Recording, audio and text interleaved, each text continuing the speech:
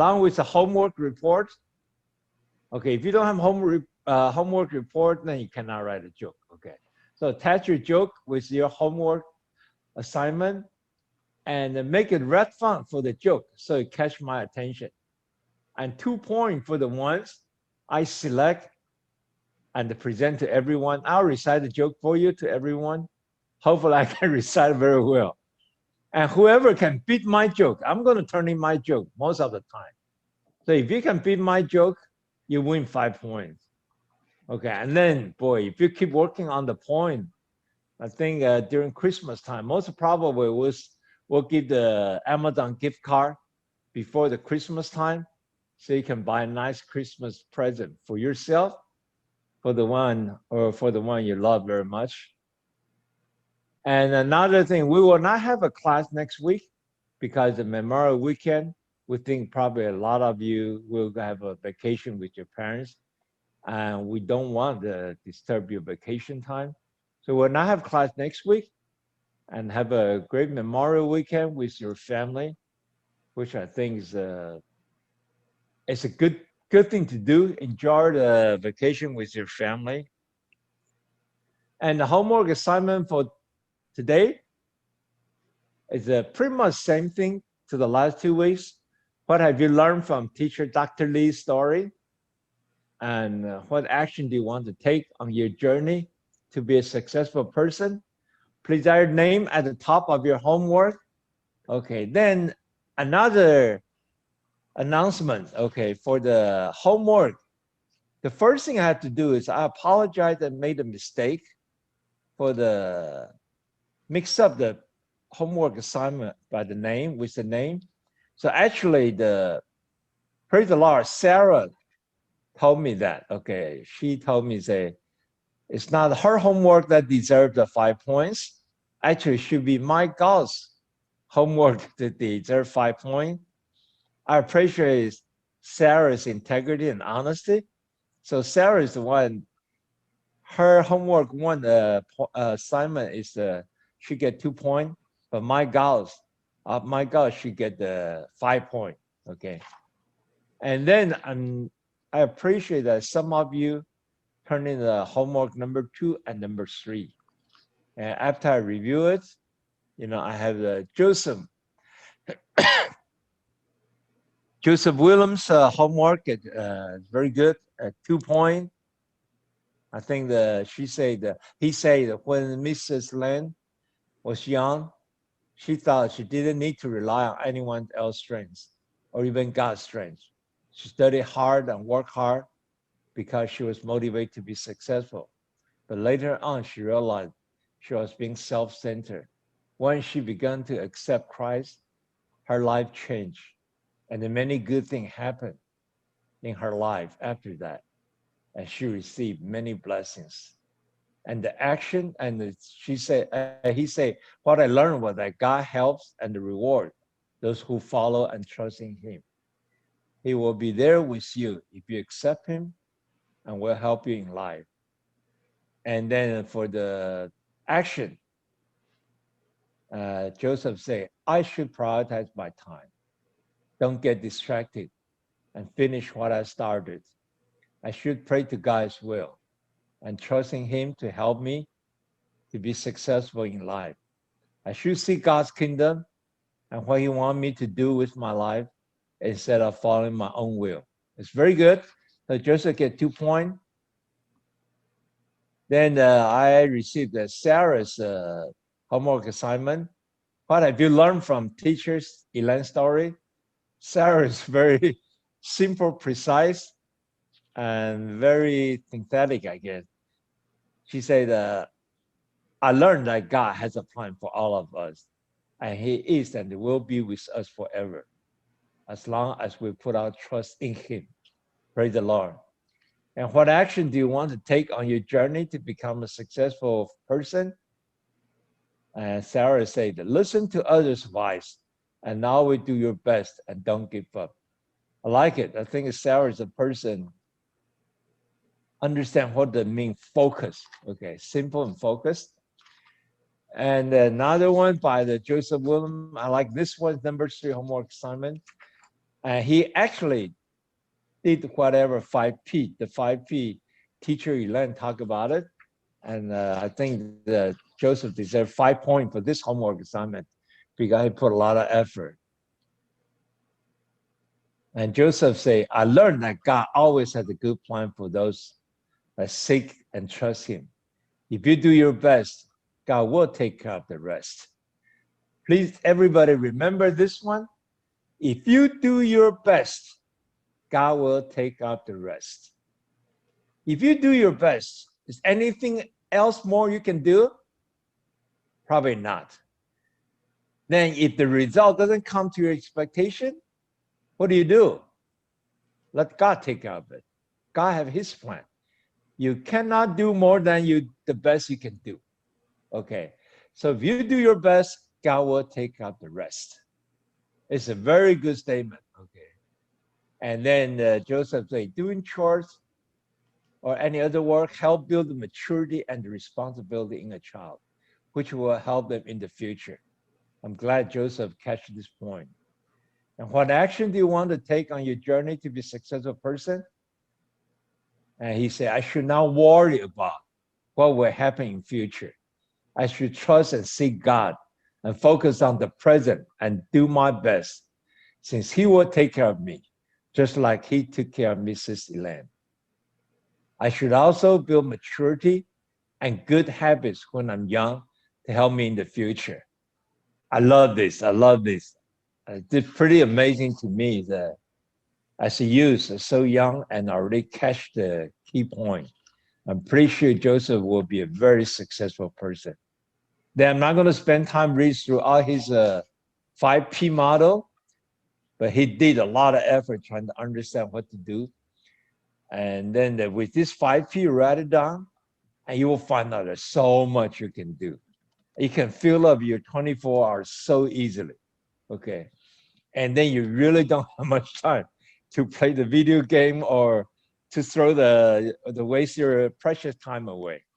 So Joseph William had 5 points for his homework assignment. And the last one is Matthew. Matthew did a pretty good job on his homework assignment. So I gave him a 3 point. What lesson did you learn today? And Joseph said, I learned that God can change anyone's life in unimaginable ways. Finally, I learned that we should be more ambitious because we don't have challenge like Teacher Elaine. So we can accomplish more and greater things to glorify God. Very good. Because you all were raised in a very, very comfortable environment, resourceful environment, and God already bless you so much, and you should accomplish much more than Teacher Elaine. Now, what action will you take to become more successful? Matthew said, I'm going to read Bible every day to gain wisdom. Very good. Work hard on academic, exercise regularly, and eat organic food, and obey parents. Basically, work hard. Oh, I remember Joseph said one thing is very, very impressed me. For the performance, Joseph said, of course, you're going to study Bible, he's going to pray, attend church regularly, and Friday night youth group weekly. And even amazing to me is that study hard to receive A to A+ grade. Praise the Lord. And Joseph I'm pretty confident Joseph already knew what he wanted to do. To stay on the track, and he's going to be very successful. Praise the Lord. And that's all announcement I have. I would say that it's not what I have done that God allowed me to do in the past. Nowadays that we don't use much of a compass because you can simply just use your phone app as a compass. Having a compass, not just a physical compass, but a metaphorical one. That is having a compass that guides your life journey is absolutely, to me, is essential. I want to share that today that the journey of life needs a compass, and that compass should be compassion. Let compassion be that compass. In our families, there have always been missionaries or in the church work. But when I was growing up, especially in a church Sunday school, one thing that caught my little imagination, that fascinated me, were people that are called medical missionaries. And so I want to tell you that there are people that who be my inspirations, or my aspiration is to be like that. When I was growing up, and there was one person that I heard and I read about it, was Dr. David Livingston, and he was a Scottish medical missionary, and he went to Africa before the colonial powers got all interested in Africa. But he was Christians, and he was a missionary. He wanted to go to Africa to help the people and to share the gospel of Jesus Christ with them. Yes, none of these people that we aspire to be are necessarily perfect people. They all make mistakes, and in some aspect of their life, they're probably not as good. But it's what they do, what they want to do, that really intrigue me. And it's always say, hey, I do want to be like that. And so there's another person that I inspire me a lot. And I even went to India to experience what exactly that turned this Albanian nun to become the world most famous. And Mother Teresa, if you, I think many of you would know about her, and then we can talk about that. And she went to India, she went to Calcutta, and spent all her life taking care of the poorest of the poor. Albert Schweitzer, he's another one of my person who inspired me. He was a German medical missionary to Africa again. And he says, he said, think occasionally of the suffering of which you spare yourself the sight. We can easily just turn our head and pretend and says, no, I cannot do much about it. I want to just say that I've been privileged. I'm blessed. I got to experience a little bit of what I want to be, because I want to be a medical missionary. I spent almost a year of my life in Africa and in Taiwan in mission hospital. Although many people, they were disappointed in me because I did not stay but I got to, after the Rwanda in 1994, Rwanda experienced unprecedented genocide. Rwanda is of a very tiny country with two tribes. One is the Hutu majority tribe, and then one is the Tutsi minority. They used to live together. And but in 1994, because of civil war, Hutu killed Tutsi, their neighbors, 800 of them, 800,000 of them in 100 days. And they kill each other. If you can see on the left lower, that's what machete. They had no guns.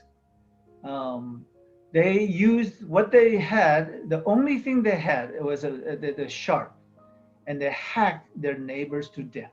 It's called genocide. Or I was there just soon after that, and what did I do? We helped rebuild. I still remember, I picked up one of this machete, and I picked it up, and I had it in my hand, and I sort of like, no, we Chinese was a pick, and I just swing around, and all of a sudden everybody look at me, and then one of my translators says, Dr. Lee, can you drop that down? Something that I just thought that no, I said, people saw that evoked and triggered horror and bad feeling. And I put it down immediately and I said, I am terribly sorry. I was so insensitive. I got to experience the killing in the massive scale, and soon after that, and the suffering. I also felt very bad because the people had no food, but I had a couple candies.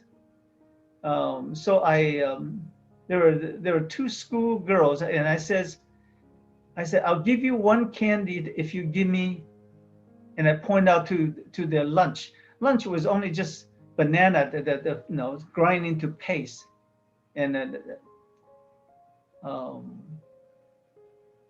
I tricked that the two little girls.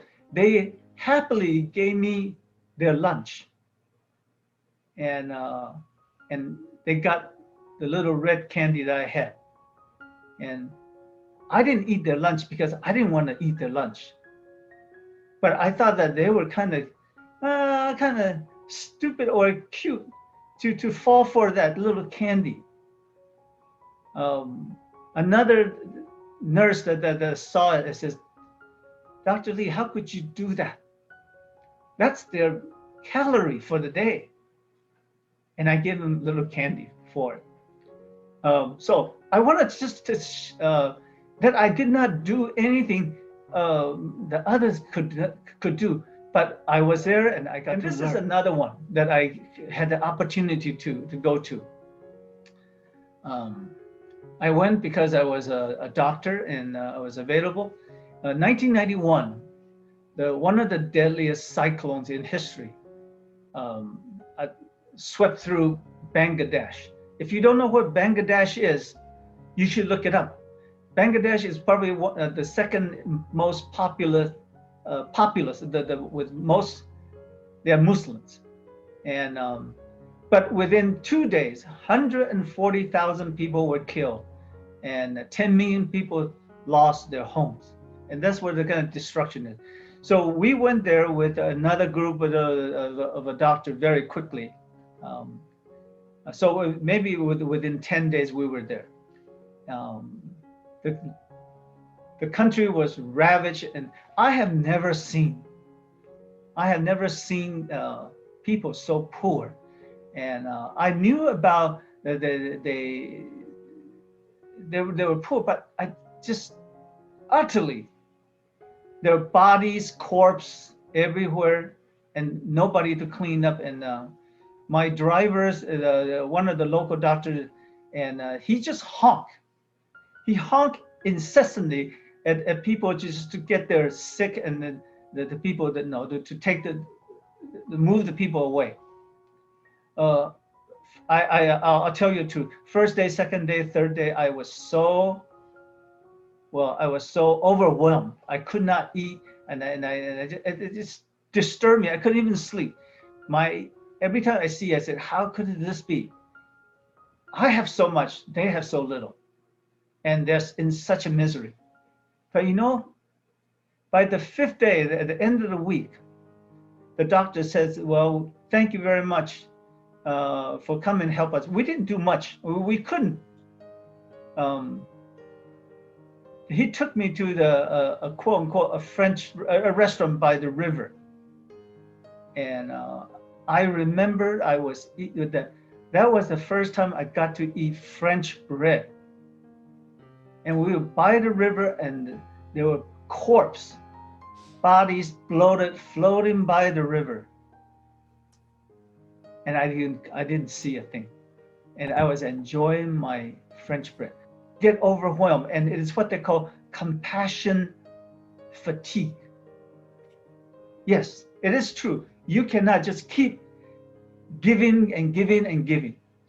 But there's one thing that I learned that is this, that I do not want to be a bystander, and I want to be, like this picture says, that be the hands of Jesus, and I want to be, always be set my directions to be compassionate. What to do, and so okay. How rich is Bangladesh? Huh? How rich is Bangladesh? How rich or what? How rich is Bangladesh? The people there. They're poor. Yeah. Very poor. Very poor. Yeah. I think that their income per capita is probably only 5% of the American income per capita. Yeah. Okay, so probably the whole year annual income is $3,000, something like that. Yeah. So $200 a month, $200 to $300 a month. Maybe 10 years ago, one of the factory with, they were making shirts, caught fire. I think 200-300 workers died because there was no fire exit and it was blocked and all that stuff. Yeah. So the poverty can continue, but the country as a whole also improved. Rwanda used to be the poorest country in Africa, and after the genocide, the foreign aids came in, and many countries poured in, and then they also sought to long-term improvement. They if you look at the map, it's right in the center of Africa, right in the middle, a tiny little country, but it has now, after 20 years, the whole nations, the younger group, they got to know how to use internet, and now they're sort of like the technology IT center for Africa. So very much like India.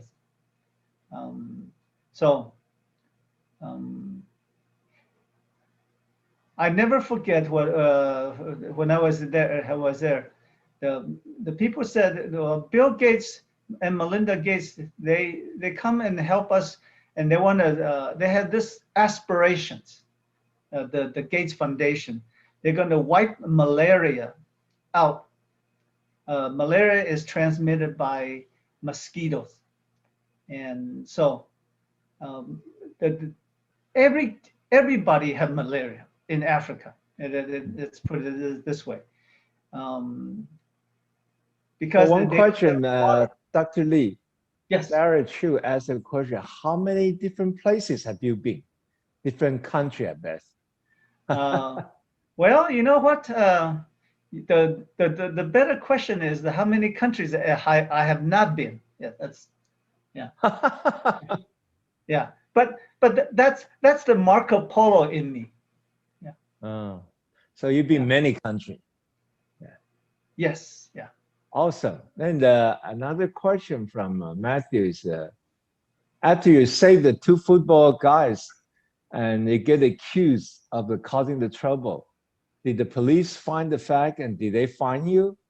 Yes. No. The police did not find me, but then police told me, son, your English is not very good, but go home and tell your parents you are in trouble. Within 3 months, somebody knocked on our door and served a court order that and asked that I was named as a defendant for causing the car accidents and injury to two future professional footballers, their brothers. And so the newspaper that I was delivering for, the Oregonian, and said that they would defend me. And so I was sued $1 million 30 years ago. And so, but I had a lawyer that was who was a grandfatherly. He says, if he told me this a lot, but he said one thing. He says, if you tell the truth, you only have to tell it once, and they lie, and then we will tear them apart.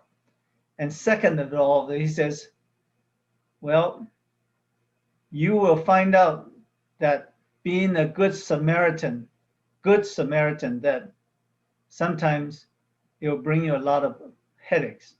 And so that's what happened. We won the lawsuit easily because they brought in an expert, and they didn't interrogate, but then they questioned the two brothers and asked them where I was and all this and all that, and they in the courtroom 3 days long. You know that when the person lie, the worst thing is when two persons have to lie the same stories. It just won't match. And so our lawyer says, they won the case very easily. And then, yeah. And the lawyer says, son, I hope at the very end, he says, I hope this will not dampen your desire to help others. And so that's what happened. But you know what? Go ahead. That was cool. Every time when I see a car accident, I'm always the very first. Well, my wife now won't say anything. I would always be the first one who pull to the side because I would need to render help, even though sometimes I know that I have the medical knowledge and I could help people that I could, and so that I should not withhold. Yeah. Praise the Lord. Yeah, I think God gave the Pastor Lee a lot of courage and the passion, compassion. I think that's quite important. I think everybody needs to do that. It's courage. Like anything, if you see you can help the people and make this community better, and don't hesitate. Just like pick up the garbage, throw in the garbage can, and make the community clean. And all these little things, it start build up your courage and build up your capability getting involved.